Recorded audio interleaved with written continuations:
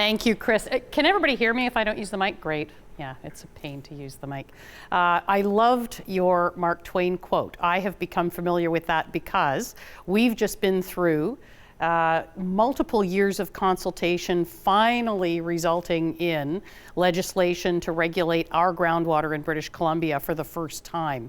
As I was traveling the province on the dog and pony show for that, that quote came to mind very frequently.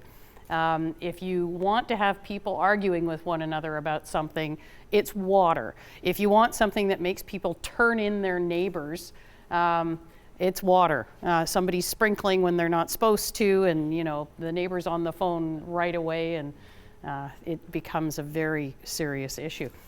First of all, though, I want to just acknowledge, and we can't see it, you've seen it driving in though, just the beauty that surrounds us in this particular golf course. It's a really good example of how attention is now being paid not just to the beauty of the course and the way you can appreciate it for playing, but also to the impact that it can have in a positive way on the environment. My first ever experience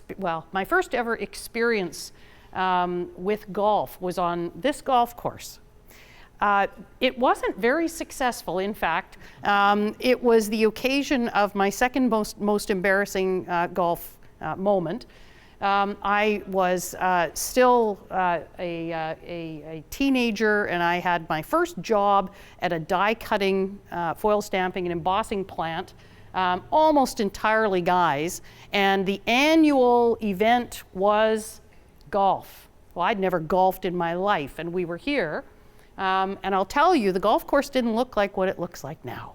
It really didn't. They have done a tremendous job.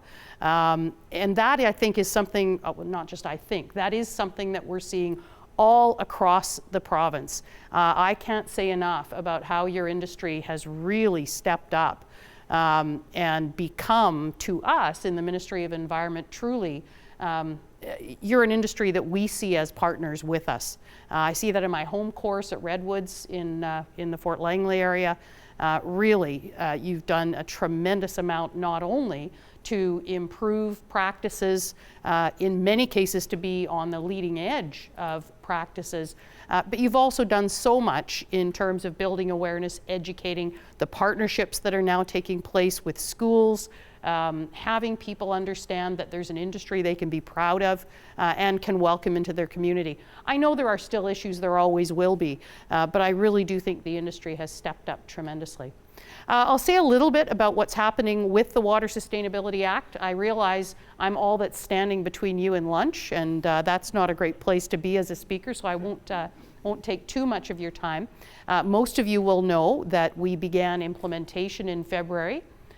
Few little bumps in the road, but by and large, things are going well. You will see more of the regulatory framework around the Water Sustainability Act unfold in the next 2 or 3 years. But for starters, it means that that's the other big change in British Columbia. Beautiful course here that's changed. Well, for British Columbia, our Water Act was well over 100 years old. So there are many updates that are now involved. For example, all non-domestic users over a certain threshold having to monitor and report their water use. They will be licensed for the first time. We now will have the ability within our legislation to control rights to water in the case of drought, where we can prioritize essential household use and environmental flows over other activities if the need arises. Our first in time, first in right model has remained by and large intact, but it does have that change to it. We believe that most everything that we have placed into the legislation creates an incentive for people to manage their water better, but also should in turn reward those who are doing a good job of it. Part of that, I think, goes to the monitoring and reporting. All of that will be publicly available.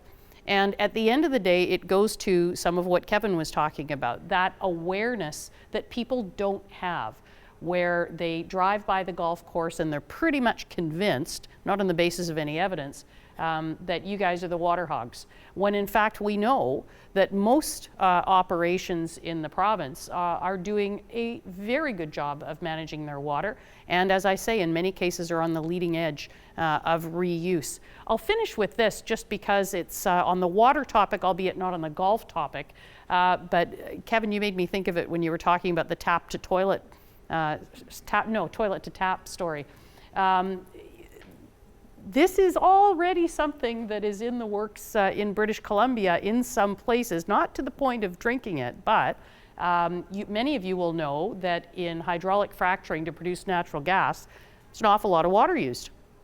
Well, up in the Dawson Creek area, they've now embarked in a partnership with Shell where they are taking Dawson Creek's wastewater, they treat it to a very, very high standard, so much so that one of their features in their water treatment plant, just to show off how well they treat this water, is an aquarium tank with a bunch of happy fish swimming in the water that they've reclaimed from their wastewater treatment. Now Shell, in one of their operations there, is using that treated wastewater in their hydraulic fracturing as opposed to drawing from the Peace River. So you are going to see more and more of those things taking place. Let me finish just by thanking you very much for the work that your industry has done with us on the integrated pest management. We really believe that we can be leaders in this regard in British Columbia, and you're a big part of that. So we're very pleased to be working with you on that, and very pleased for the efforts that you've undertaken in terms of the awareness education on it. That goes a long way. It's pretty tough for us to do it, much better for you guys to be talking to your own folks, and you do that so very well. So I hope you'll enjoy your lunch. Thank you for the time to speak with you today, even briefly. And I hope you all get a chance to enjoy this course at some point, if not today, maybe at some point soon. Thank you so very much.